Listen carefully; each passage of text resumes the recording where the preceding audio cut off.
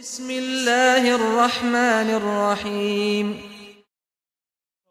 Hatab, the Arabs would use hatab, i.e. firewood or drywood, to refer to slander, calumny and hearsay and gossip. Meaning gossip, hearsay, etc. are not innocent. They are very dangerous. And they ignite fitna, strife, discord and disunity and disharmony in families and communities with the speed and the ferocity of fire. So Jamil, Abu Lahab's wife, would do the same. She was a famous tale carrier, tale bearer, always hearing something from here, planting it there, listening to something here, sowing it there, conveying it here, conveying it there. And the Prophet ﷺ has warned us against namima, gossip and hearsay. We may think of it as being very innocent. In a hadith later by Imam Bukhari and Imam Muslim, the Sahaba radiallahu, Abdullah ibn Abbas radiallahu anhuma says, we were walking with the Prophet ﷺ when suddenly the Prophet ﷺ heard the sound of two humans being punished in their graves.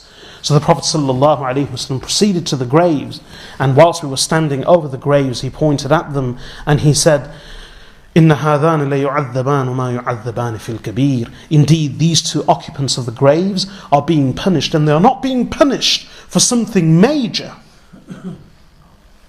أَمَّا أَحَدُهُمَا فَكَانَ يَمْشِي بِالنَّمِيمَةِ وَأَمَّا الْآخَرُ فَكَانَ لَا يَسْتَنزِهُ مِنَ الْبَوْلِ. As for one of them, he would carry tales of gossip and hearsay. And as for the other, he wouldn't protect himself from the splashes and the effects of urine.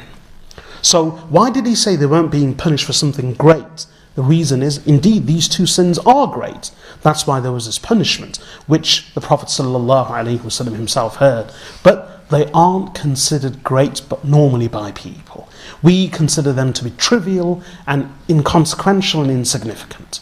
But the Prophet ﷺ said they are both being punished, and they are not being punished for something major, i.e. major in everyone's view.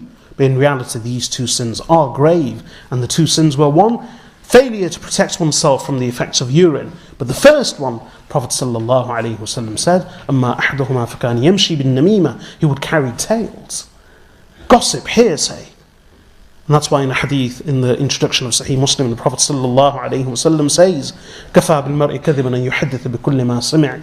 It is sufficient for a man to be a liar that he relates and conveys everything that he hears. For a person to be a liar, he doesn't have to intentionally lie. If his habit is simply to repeat everything he hears, he will eventually be a liar.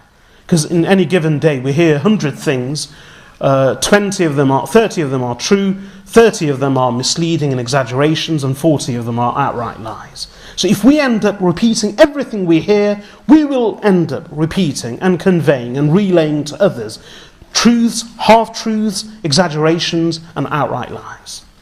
And in the words of the Prophet ﷺ, that is sufficient for a person to be deemed a liar. And in another hadith related by Imam Muslim in his Sahih, Prophet ﷺ said, لا يدخل الجنة قطات. And in one narration, namam, a tale carrier will not enter Jannah.